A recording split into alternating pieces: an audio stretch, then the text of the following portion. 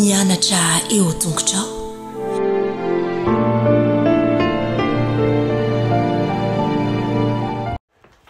Faly miarabantsika tsirairay avindray tonga eto amin'ny fandraisana lesona ho an'ny lehibe sika amin'ity alatsinainy ity. Saotranao ihany koa izay manaraka tsy tapaka ny fandraisana ny ten'Andriamanitra eto. Ny rariana dia hitombo hery isika ary hitombo fahamatorana amin'ny fandaran'Andriamanitra. Alohan'ny derantsika ny amin'ny lesona anio dia hivavaka isika.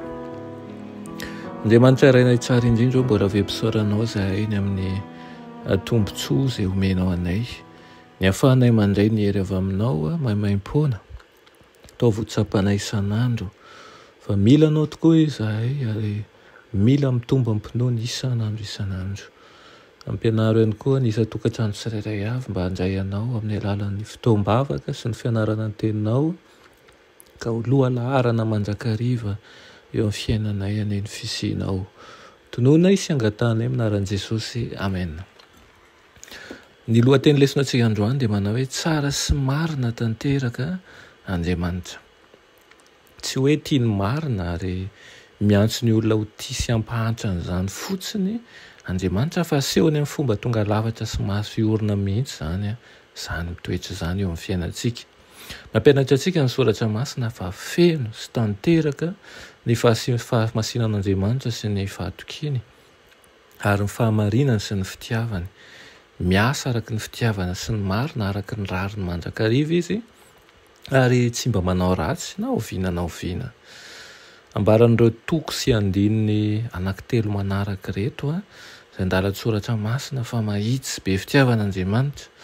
Ny Salamo 2:7 manao hoe tsy misy tsiny izy, ary hoy ihany koa izy efa ny toko 7:5 manao hoe tsy manao izay tsy marina izy isa-maraina no amoahan'ny fitsarana ho an'ny mazava ka tsy diso izany, fa ny tsy marina tsy mba mahalala henatra. Maro io ny fahasamihafana miharihary eo amin'ny toetran'Andriamanitra sy ny toetran'ireo tsy marina. Fantatr'Andriamanitra izay maso indrindra ny olona tsirairay ary izany no iriny ho azy ireo. Tsy mitsaha miasa izy mba nomezana ny tsara indrindra ho an'ny rehetra.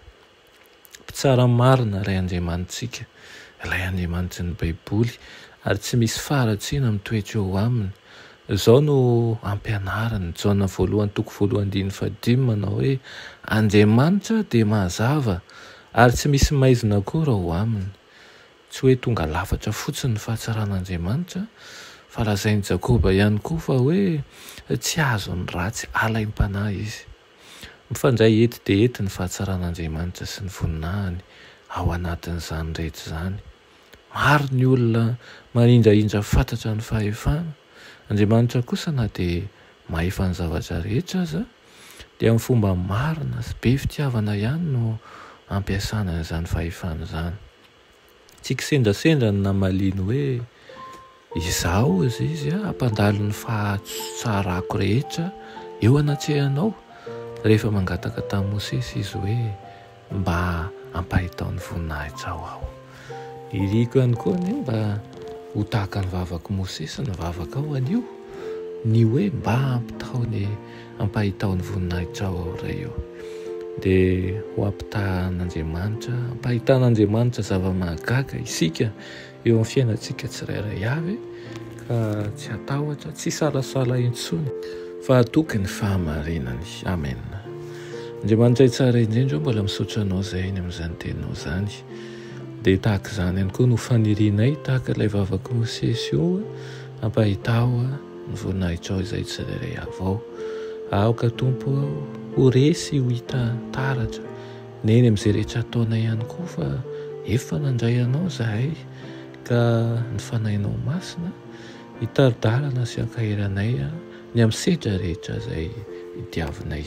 Tonoina sy angatanay minaran'i Jesosy. Amen.